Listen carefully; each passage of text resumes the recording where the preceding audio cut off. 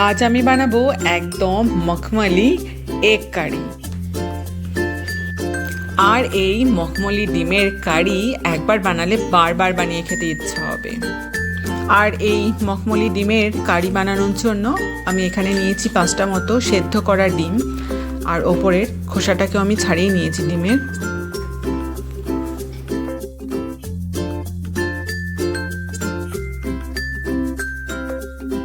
তো ডিমের কারি বানানোর জন্য আমি এখানে 4টে ছোট সাইজের পেঁয়াজ নিয়েছি, যেটাকে আমি টুকরো করে নিয়েছি। আর নিয়েছি 1 টুকরো মতো আদা, কয়েকটা রসুন, একটু ধনেপাতা আর একটা টমেটো যেটাকে আমি কেটে নিয়েছি, আর একটা লঙ্কা নিয়েছি। তো কড়াই আমি দিয়ে দিয়েছি গরম করার জন্য, আর কড়াইটা মোটামুটি গরম হয়েও গেছে। এবার কড়াইয়ের মধ্যে আমি দিয়ে দিচ্ছি পরিমাণ মতো তেল।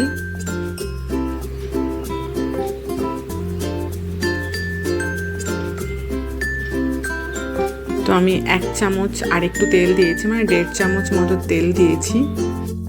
তো গরম তেলের উপর আমি দিয়ে দিচ্ছি কিছুটা পরিমাণ গরম মশলা। আমি এখানে 2টো লবঙ্গ নিয়েছি, একটা এলাইচি আর 1 টুকরো মতো দারুচিনি। এবার এটার ওপর আমি দিয়ে দিচ্ছি জিরে, গোটা জিরে, আর দিয়ে দিচ্ছি একটা কাঁচা লঙ্কা। এবার এই গরম তেলটার উপরে দিয়ে দিচ্ছি পেঁয়াজের টুকরোগুলোকে, আর দিয়ে দিচ্ছি রসুনের টুকরোগুলো, বা গোটা রসুন আমি টুকরো করিনি, আর দিয়ে দিয়েছি আদা। খুব ভালো করে আমি নাড়িয়ে নিচ্ছি পেঁয়াজ, রসুন আর আদাটাকে। আমি একদম লাল লাল করে ভাজবো না, একটু কাঁচা কাঁচা থাকবে সেরকম ভাবে আমি ভেজে নেব।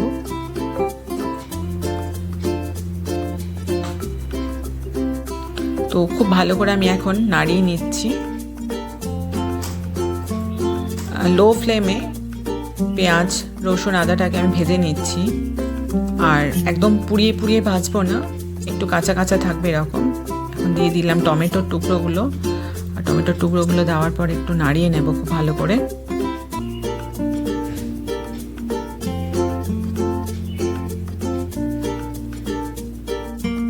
তো টমেটোর টুকরো দেওয়ার পরে খুব ভালো করে আমি নাড়িয়ে নিয়েছি। এখন আমি এটার মধ্যে দিয়ে দিচ্ছি লবণ, পরিমাণ মতো লবণ,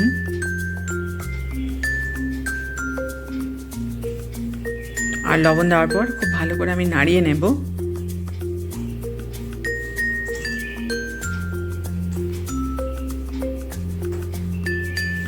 আর এটার মধ্যে এবার আমি দিয়ে দেব গরম জল।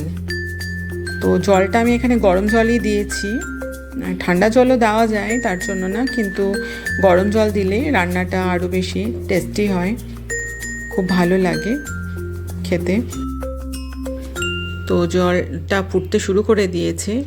আমি এবার এটার মধ্যে দিয়ে দিচ্ছি একটা থালা ঢাকা।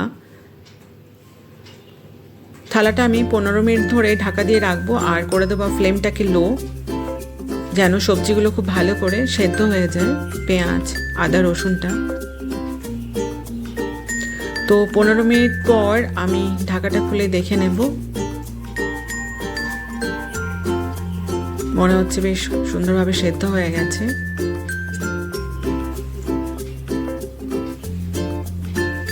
খুব সুন্দরভাবে সেদ্ধ হয়ে গেছে পুরোটা। তো আমি এবার সমস্তটাকে একটা থালার মধ্যে ঢেলে ঠান্ডা করতে দেব। তো পুরোটাকে আমি একটা থালার মধ্যে ঢেলে দিয়েছি ঠান্ডা করার জন্য, আর ঠান্ডা হয়ে গেলে মিক্সিতে খুব ভালো করে পিষে নেব। তো কড়াই আমি এখানে গরম করতে দিয়ে দিয়েছি, আর কড়াইটা প্রায় গরম হয়েও গেছে। আমি এবার এটার মধ্যে দিয়ে দেব পরিমাণ মতো তেল। আমি এখানে দিয়ে দিচ্ছি পরিমাণ মতো তেল। তো আমি এখানে সামান্য একটু পরিমাণ তেলই দিয়েছি, 1 চামচ মতো, ছোট চামচের। আর দিয়ে দিলাম সামান্য একটু পরিমাণ হলুদ।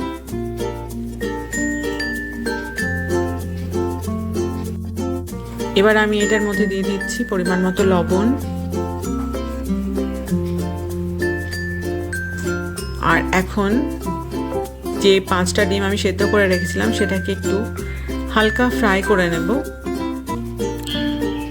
ডিমগুলোকে আমি আস্তে আস্তে কড়াইয়ের মধ্যে দিয়ে দিলাম, আর ভালো করে একটু নেড়ে নেব খুন্তি দিয়ে।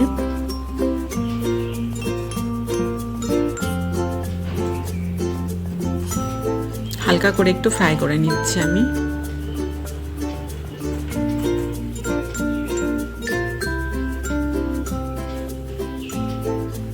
ডিমটাকে আর আমি ফ্রাই করব না বেশি, এবার আমি কড়াই থেকে নামিয়ে নেব।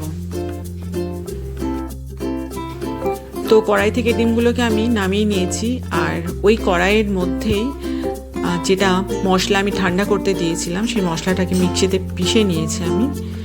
আর মশলাটাকে আমি এবার কড়াইয়ের মধ্যে দিয়ে একটু ভালো করে ভেজে নেব। তার জন্য আমি এখানে দিয়ে দিচ্ছি পরিমাণ মতো তেল,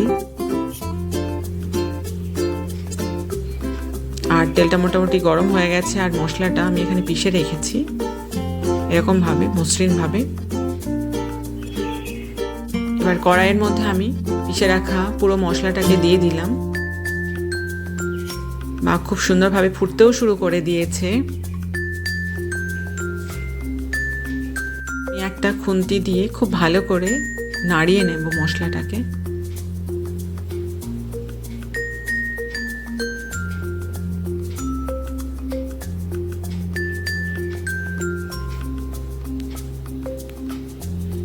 আর মিক্সির জারটাকে ধুয়ে আমি দিয়ে দেবো একটু পরিমাণ জল। আমি এখানে হাফ কাপ মতো জল নিয়েছিলাম মিক্সির জারটার মধ্যে, আর সেটাকে খুব ভালো করে ধুয়ে আমি দিয়ে দিয়েছি জলটা। তো গ্রেভির যেটা থিকনেস সেটা নিজের ওপরে কতটা পরিমাণ মোটা রাখবে। কেউ একটু বেশি মোটা খেতে পছন্দ করে, কেউ একটু পাতলা। তো আমি এখানে খুব মোটাও রাখবো না, খুব পাতলাও না। সেই জন্য মশলাটাকে আমি একটু ভালো করে ফুটিয়ে নিয়েছি, আর একটা খুন্তি দিয়ে খুব ভালো করে নাড়িয়ে নিচ্ছি।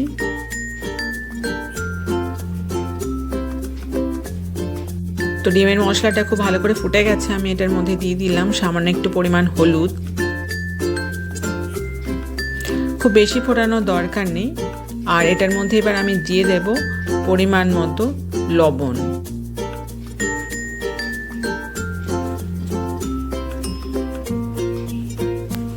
তো পরিমাণ মতো লবণ আমি এখানে দিয়ে দিলাম, আর লবণ দেওয়ার পর খুব ভালো করে নাড়িয়ে নিচ্ছি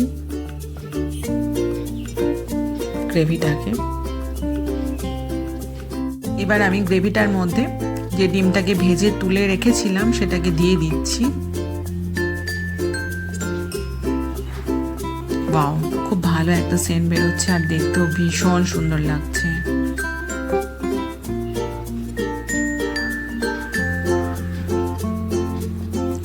তো খুব কম সময়ের মধ্যে খুব সুন্দর একটা ডিমের অপূর্ব ধরনের রেসিপি রান্না করে নিচ্ছে আমরা অতি সহজেই। এটার উপর আমি দিয়ে দিলাম ধনেপাতার টুকরোগুলোকে।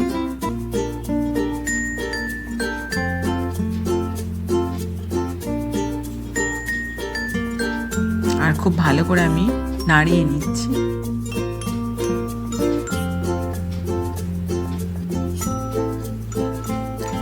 তো গ্রেভিটা খুব ভালো করে ফুটতে শুরু করে দিয়েছে, আর বেশি ফোটানোর দরকার নেই। ভালোভাবে ভাজা হয়ে গেছে, ভালোভাবে ফুটেও গেছে। তো এবার আমি ফ্লেমটাকে বন্ধ করে আমি কড়াই থেকে ডিমটাকে নিচে নামিয়ে নিচ্ছি। তো খুব সুন্দরভাবে রান্না করে ফেলেছি অতি সহজেই মখমলি ডিমের কারি। খুব সুন্দর আর খুব সহজ পদ্ধতিতে এটা বানিয়ে ফেলেছি, আর দেখতেও বেশ সুন্দর লাগছে, তাই না? সত্যিই খুব সুন্দর লাগছে দেখতে। তো ডেকোরেশনের জন্য আমি এটার ওপর দিয়ে দিচ্ছি, আমি একটু সামান্য আমন্ড পেস্ট করে রেখেছিলাম, তো সেটাকে আমি এটার ওপর দিয়ে দিচ্ছি। ওয়াও, কি সুন্দরই না লাগছে দেখতে। দেখতে যতটা সুন্দর লাগছে, খেতে ততটাই বেশি সুন্দর হয়েছে এটা। অবশ্যই একবার বাড়িতে রান্না করে না টেস্ট করে দেখলে এই ধরনের রেসিপি বোঝা যায় না যে কতটা সুন্দর হয় খেতে। তো আমার এই মখমলি ডিমের রেসিপিটা যদি আপনাদের ভালো লেগে থাকে তাহলে আমার চ্যানেলটিকে লাইক, শেয়ার আর সাবস্ক্রাইব করতে অবশ্যই ভুলবেন না। আর আমার রেসিপিগুলো দেখার জন্য সকলকে জানাই অসংখ্য ধন্যবাদ। আর নতুন নোটিফিকেশনের জন্য বেল আইকন অবশ্যই প্রেস করবেন।